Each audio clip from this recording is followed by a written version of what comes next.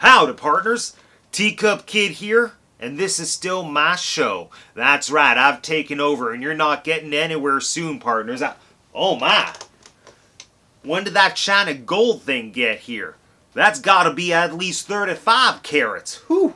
You know, I reckon it's time I stake my claim. Don't none of you go nowhere and don't tell anyone that I'm about to steal this here golden idol, unless you want a belly full of lead. I'm Minnie. Disturb the treasure of the gods, and you shall all pay with your lives.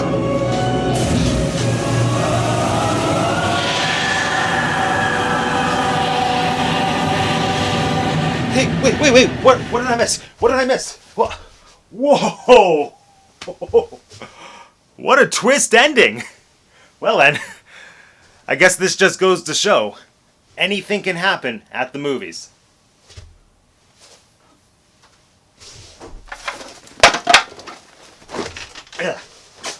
Woo! Welcome to Teacup for One. My name is Matt, and I have 2 degrees, and welcome back to another episode of the Great Movie Marathon, a 12-week celebration of one of the greatest Disney Parks attractions, which in and of itself was a celebration of the movies that were too mainstream to be studied in film school. I got good news! Tour Guide Matt is back, and today we are looking at one of the most fun films in the Great Movie Ride, Indiana Jones and the Raiders of the Lost Ark. Oh wait, maybe it's just called Raiders of the Lost Ark. No, that movie. Play the clip. In Raiders of the Lost Ark, amid 1,000 deadly snakes, Indiana Jones unearths a great treasure. Will Harrison Ford escape with his discovery? Snakes! Why did it have to be snakes? Ooh!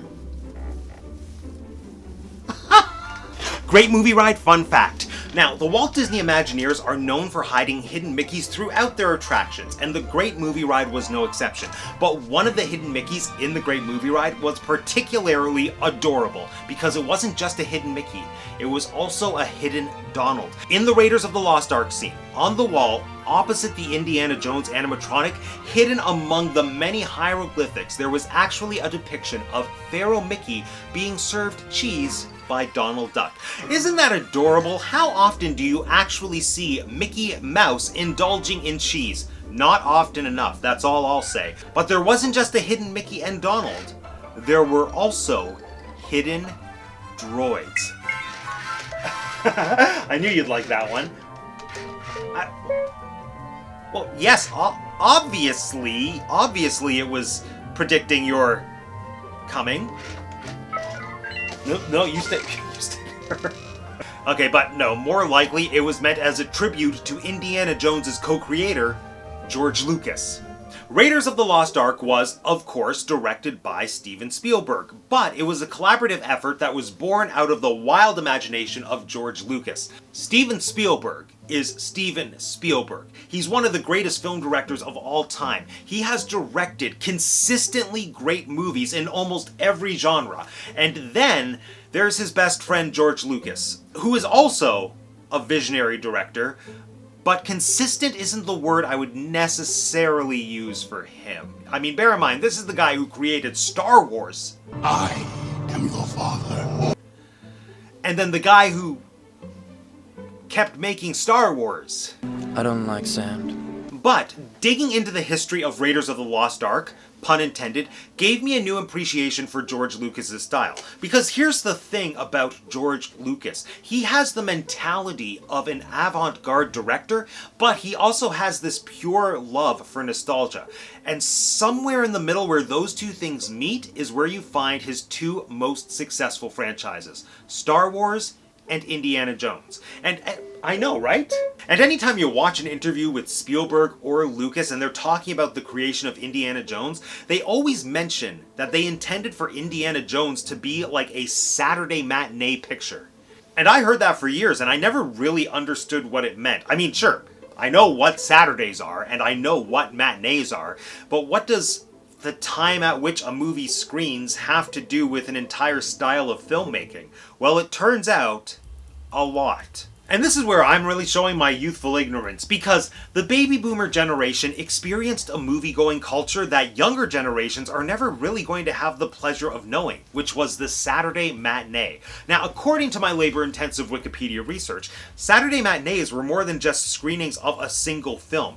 They were like the thing that you did to socialize with your friends in the mid-20th century if you were a kid or like a young teenager. Your parents would drop you off at the theater on Saturday afternoons, they'd give you money for a ticket, you would find your friends, and you were treated to an entire afternoon of programming. And the programming were a bunch of different things. They had newsreels, cartoon shorts, 1 or 2 feature films, and then there were the chapter plays. Some people also called them cliffhangers. I know that, Mr. Man. They also call them serials. I'm not stupid, you know. Okay, or the serials, yeah.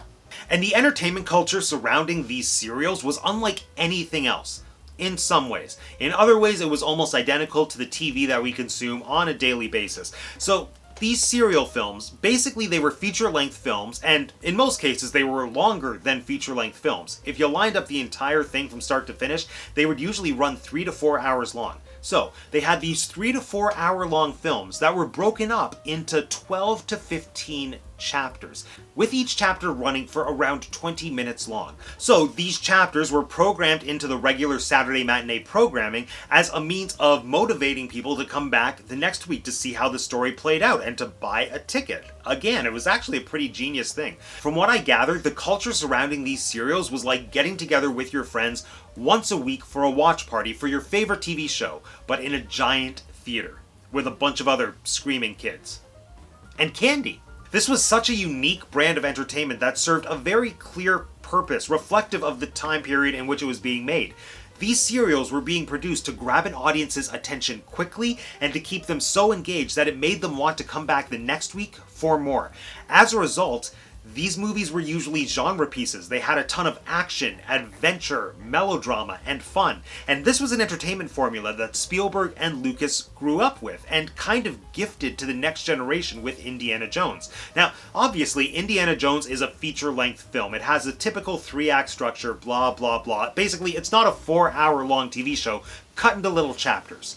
But the serial film influence on Raiders of the Lost Ark is so evident throughout the film, for a number of reasons. First, the pacing. Now remember, serial films were telling one big story, but they also had to have self-contained narratives within each chapter's 15-minute runtime, and each of those chapters had to end with a cliffhanger to keep the audience coming back for more. If you break down Raiders of the Lost Ark, at least the first 2/3 of the movie break down into almost perfect 15-minute segments. And each segment brings you to a new location, it introduces new characters, and it ends with some kind of threat. Chapter 1, Indiana finds the gold idol and narrowly escapes death at the hands of his rivals. Chapter 2, Indiana finds out that the Germans are looking for the Ark of the Covenant, and his ex-girlfriend narrowly escapes death at the hands of the Nazis. Chapter 3 is, well, basically all of the Indiana Jones stunt spectacular, and it ends with the cliffhanger of Marion's death, or what we think was Marion's death. That was another thing that happened a lot in the cliffhangers, is that one chapter would end with the character facing almost certain death, and then the next week they would tell you, oh no, guess what, he actually jumped out of the car before it went over the cliff, and it didn't sit well with some people. He didn't get out of the cock-a-doodle car! Anyway, part of the reason Indiana Jones is so much fun is because the movie moves at such a brisk, exciting pace, and that's due in part to the serialized format that inspired the entire series. Next, the production design.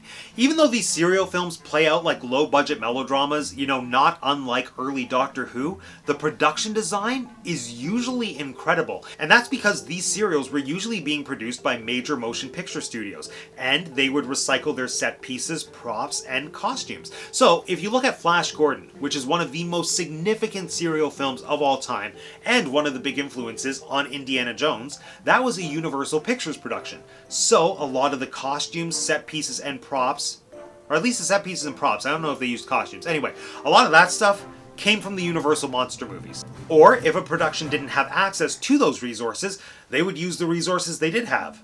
Nature. And so a lot of serial films ended up being westerns, or films that took place in the jungle or in the wilderness because they could shoot on location. This set a precedent for beautiful locations, which is reflected in Raiders of the Lost Ark. We get those big, beautiful sets that look like they could have been left over from a Universal monster movie, alongside those gorgeous, sweeping landscapes. And finally, Indiana Jones himself. One of the most endearing things in the tradition of these serials was that they had very clearly defined heroes and villains. The good guys were the good guys and the bad guys were the bad guys, and more often than not, the serials were putting like some of pop culture's most important characters on screen for the first time. The serials were the first time audiences got to see Batman brought to life, Zorro, Superman, Captain America. Yeah, I had no idea Captain America actually went back that far, but he does. And the thing that I find really fun about Indiana Jones, the character, is that George Lucas and Steven Spielberg just created this figure with an entire mythology and backstory surrounding him. Almost to the point where, okay, we meet Indiana Jones smack dab in the middle of an adventure. We have absolutely no idea who this guy is, but at the same time, we almost feel like we should.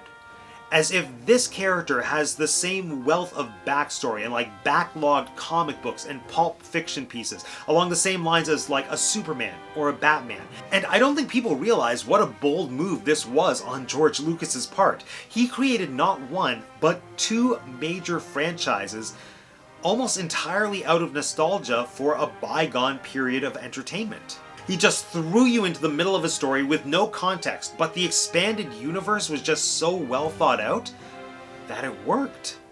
And it made us want to come back for more.